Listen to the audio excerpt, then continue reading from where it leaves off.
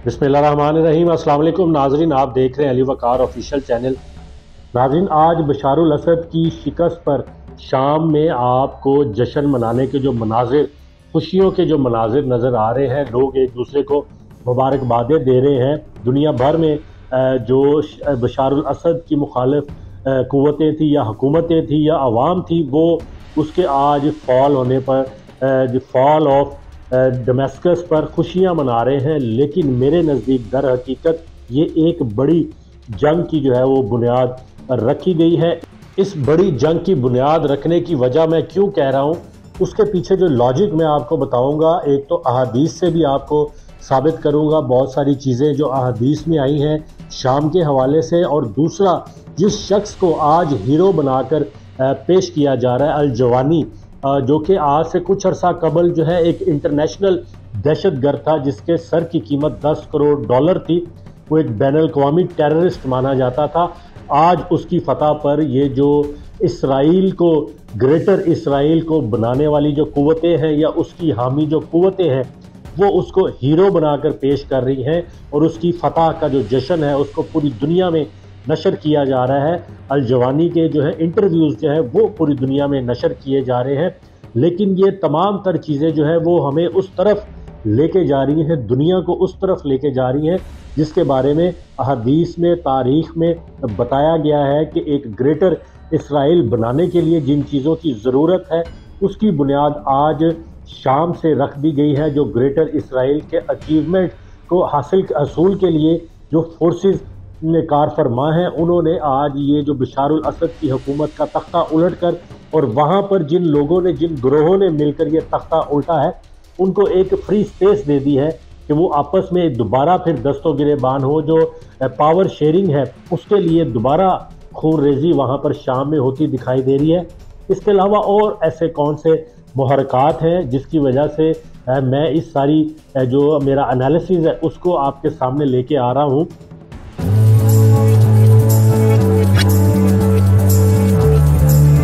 Fall of Damascus को मैं basically fall of Muslims कहूँगा, क्योंकि ये भी तारीख़ में हमने सुना है कि एक वक्त आएगा कि जब दुनिया जहान में खून रेजी का बाज़ार सरगर्म होगा और मुसलमान जो हैं वो पूरी दुनिया से उनका एक वक्त जो है वो सफाया होता दिखाई देगा। यहाँ तक भी अहादीस में आया है कि तवील जो है वो जंगें होंगी।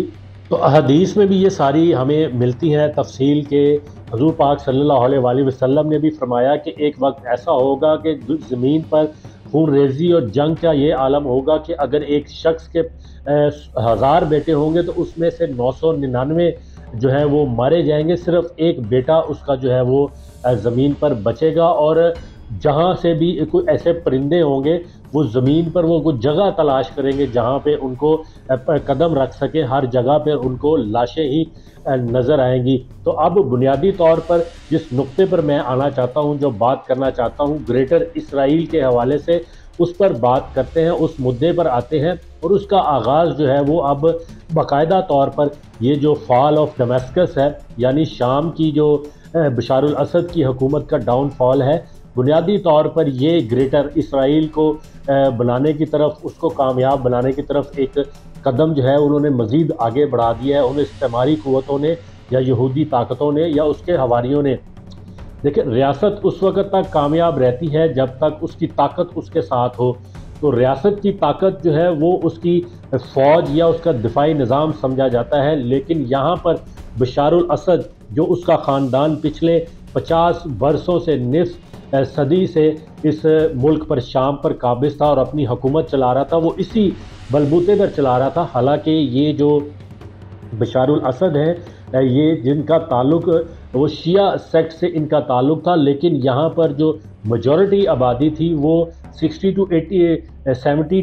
80% जो है वो सुन्नी आबादकार यहाँ पर मुकीम थे, सुन्नी सेक्ट से ताल्लुक़ रखने वाले लोग थे। लेकिन बशारुल असद जो है वो, क्योंकि उसको ईरान सपोर्ट कर रहा था, उसको रशिया सपोर्ट कर रहा था, उस सपोर्ट की वजह से बशारुल असद जो अपनी एक मजबूत फ़ौज, जो कमोबेश 1.5 लाख के करीब उसकी फ़ौज जो थी वो मौजूद थी, जो सिर्फ उसकी हिफाजत पर मामूर थी या उसकी रियासत को बचाने के लिए मामूर थी। अब उस रियासत को पिछले चंद अरसों में जितनी खून रेजी का सामना करना पड़ा, 20 लाख से ज़ायद जो शामी महाजरीन हैं वो टर्की में या इर्द गिर्द के जो लेबनान में वहाँ पर पनाह गुज़ीन उन्होंने पनाह ले रखी थी। तो इस जंगो जदल और खून रेजी से उनकी एक तो फ़ौज का मोराल जो है वो भी काफ़ी हद तक डिस्टर्ब हो चुका था और गुज़िश्ता कुछ अरसे से उस फ़ौज को तनख्वाहें नहीं मिल रही थी। और उसके बाद जब उनको तनख्वाह नहीं मिल रही, उनका मोराल डाउन हो रहा था और एक तरफ से आपके ऊपर मुख्तलिफ हरबों से ताकत का इस्तेमाल किया जा रहा था, एक खाना जंगी की सूरत हाल थी मुल्क के अंदर। उसमें जो फोर्सेस ईरान यानी ईरान और रशिया उसको सपोर्ट कर रहा था। अब रशिया जो है उसको बहुत सारे जो प्रॉब्लम्स का सामना करना पड़ा था यूक्रेन वॉर की वजह से। तो रशिया ने अपनी थोड़ी सी टिल्ट जो माहिरीन इस हवाले से बताते हैं, वॉर एनालिस्ट हैं या खित्ते से मुतल्लिक जो एक्सपर्ट्स हैं, उनका जो मैंने रिसर्च की है, स्टडी की है, उनके मुताबिक रूस की जो तवज्जो है वो अब थोड़ी बहुत यूक्रेन की तरफ शिफ्ट हुई थी और वो इस शाम में जो उसके जो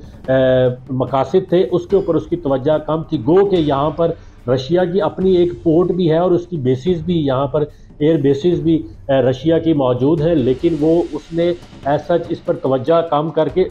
यूक्रेन की तरफ अपनी तवज्जो ज़्यादा फोकस की। दूसरी तरफ ईरान जो है वो बहुत सारी प्रॉक्सीज जो हैं जो इधर शाम में लड़ रही थी, इसके अलावा हिजबुल्लाह और जो लेबनान में बहुत सारी क़ुव्वतें लड़ रही थी, उसमें भी ईरान जो है वो उनको सपोर्ट कर रहा था। तो यहाँ पर तो इसराइल ये चाहता है कि जैसे ही उन्होंने ईरान को कमज़ोर करना शुरू किया है,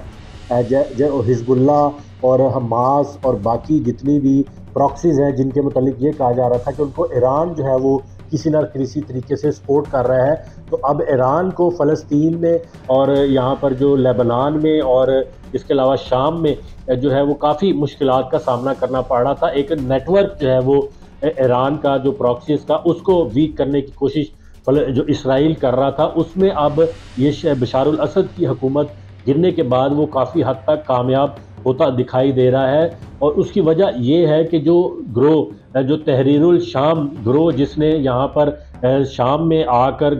जो है वो कब्ज़ा किया और बशारुल असद की हुकूमत को गिराया, उसके अलावा जो कुर्द फोर्सेस यहाँ पर काम कर रही थी, जो टर्की के साथ जो एरिया मिलता था वहाँ पर जो फोर्सेस काम कर रही थी, उसके मुतालिक ये कहा जाता है, माहिरीन ये कहते हैं कि इसमें कहीं ना कहीं अमेरिका, इसराइल और सऊदी अरब और टर्की बैकएंड पे कहीं ना कहीं मिलकर ये एक प्लान बना रहे थे कि वो खित्ते में इसराइल को सेफ पैसेज है, क्योंकि इसराइल के लिए सबसे बड़ा ख़तरा जो है वो ईरान है, उसके बाद टर्की जो है वो भी इसकी मुखालफत करता है। तो इसमें ये भी माहिरीन कहते हैं और ये समझा जा रहा है कि इस ग्रेटर इसराइल का जो प्लान है उसमें इस चीज़ को भी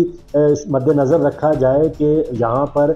टर्की की तरफ से जो है इसराइल को कोई ख़तरा ना हो, वहाँ पर उसको रीजनल सिक्योरिटी जो है वो प्रोवाइड की जाए। और उसमें खुफिया तौर पर कहा जा रहा है बैकएंड पे सऊदी अरब और अमेरिका भी इस चीज़ के हमायती हैं कि वो टर्की से उसको सेफ पैसेज मिल जाए। ईरान को उसने खासी हद तक वीक कर रखा है और जो ग्रेटर इसराइल का जो प्लान है उसमें ये चीज़ें शामिल हैं कि टर्की का भी कुछ हिस्सा ग्रेटर इसराइल में शामिल होगा, जबकि लबनान, फ़लस्तीन, इराक़ और ये जो शाम है इसके बहुत सारा एरिया जो है वो भी ग्रेटर इसराइल में शामिल होगा, जबकि सऊदी अरब का जो शुमाली हिस्सा है ये कुछ हिस्सा भी जो है वो इस ग्रेटर इसराइल में शामिल हो जाएगा, लेकिन वो मदीना शरीफ तक जो है वो अपनी रसाई हासिल करने में कामयाब नहीं होंगे। तो ये वो सारी चीज़ें हैं जिसके बाद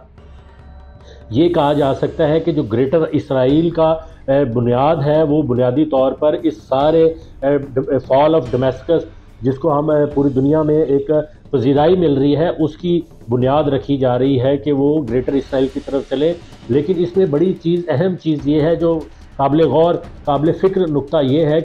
ये शाम में जिस ग्रोह की सरबराही एक नौजवान जो शख्स को जिसको लीडर कहा जा रहा है अबू मोहम्मद अल जवानी, ये आज से कुछ अरसा कबल पूरी दुनिया में दहशत की अलामत समझा जा रहा था, एक इंटरनेशनल टेररिस्ट था, क्योंकि ये अलकायदा और दाइश से अलग होकर इन्होंने एक ग्रुप बनाया था। तो ये भी ज़्यादा सुन्नी जो सेक्ट है उससे मुतल्लिका ये ग्रुप था। तो अब ये ग्रुप जब पहले दहशतगर्द था उसके ऊपर 10 करोड़ डॉलर का इनाम था, अब जब इसने फतह हासिल की है शाम में, तो क्या इसको पूरी दुनिया की जो इस्तेमारी क़ुव्वतें हैं, यहूदी क़ुव्वतें हैं, वो इसको प्रमोट कर रही हैं। तो अबू अल जवानी को हीरो पेश करके ये चीज़ साबित करने की कोशिश की जा रही है कि ये वो ग्रोह है या वो ताकतें हैं जो कि बशारुल असद से के ख़िलाफ़ थी। लेकिन यहाँ पर एक दफ़ा फिर पावर शेयरिंग का जो फार्मूला है या पावर शेयरिंग होगी शाम में, उसकी वजह से बहुत सारे मसाइल का सामना करना पड़ सकता है। और ये जो मिडल ईस्ट है वो एक दफ़ा फिर सेंटर, एपिक सेंटर बन जाएगा एक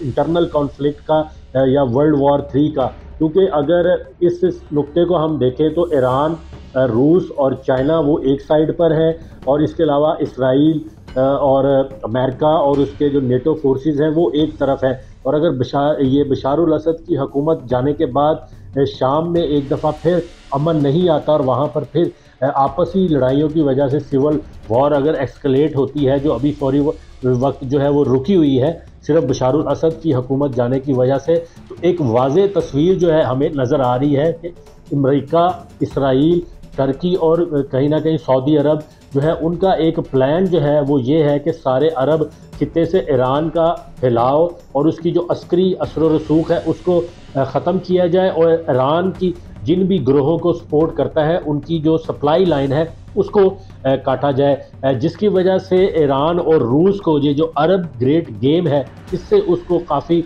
नुकसान पहुंचेगा, धचका पहुंचेगा। और उसकी वजह से जो ग्रेटर इसराइल बनाने का जो मंसूबा है जिसकी निशानियां हमें कुरान और हदीस से भी मिलती हैं, और ये भी हदीस शरीफ में आया कि एक वक्त ऐसा आएगा जिसमें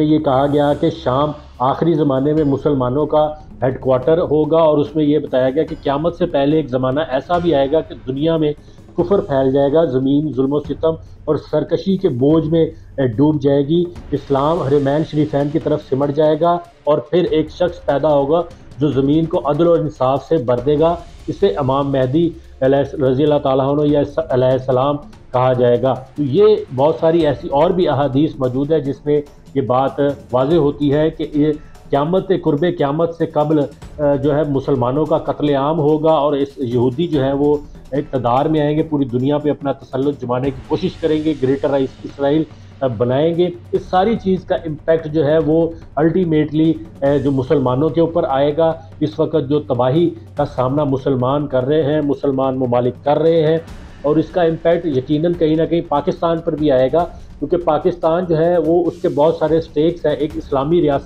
रियासत होने के साथ साथ इसके अपने बहुत सारे स्टेट है। वाहिद एटमी ताकत जो है वो पाकिस्तान है इस वक्त पूरी दुनिया में, जो इस्लामी ममालिक की इस्लामिक ममालिक में मौजूद है। तो इसको भी डैमेज करने के लिए अब कहीं ना कहीं इस फार्मूले को भी अपनाया जाएगा कि इसको इंटरनली कमज़ोर किया जाए, इस तरह का फितना पाकिस्तान में छोड़ा जाए, फसादात पाकिस्तान में फैलाए जाएँ, और पाकिस्तान की जो फ़ौजी ताकत है इसको कमज़ोर किया जाए, जिसके बाद हम बहुत सारे हीले बहानों तरीक़ों से पाकिस्तान पर अपना तसल्लुत जमाने की कोशिश करेंगे। लेकिन पाकिस्तान की जो रियासत है उसका वाज़ेह मौक़िफ़ है कि वो जहाँ भी जुल्म और सितम हो रहा है उसके मुखालिफ हैं, जबर के मुखालिफ हैं। आज़ाद फ़लस्तीन की खुद मुख्तारी को तस्लीम होना चाहिए, कश्मीर की खुद मुख्तारी को तस्लीम होना चाहिए। दुनिया भर में जहाँ पर भी मुसलमानों का कत्लेआम हो रहा है वहाँ पर इस कत्लेआम को रोका जाना चाहिए, अक़वाम मुत्तहिदा को अपना किरदार अदा करना चाहिए। लेकिन पाकिस्तान इस वक्त जो है वो फंसा हुआ है। दोनों जो हमारे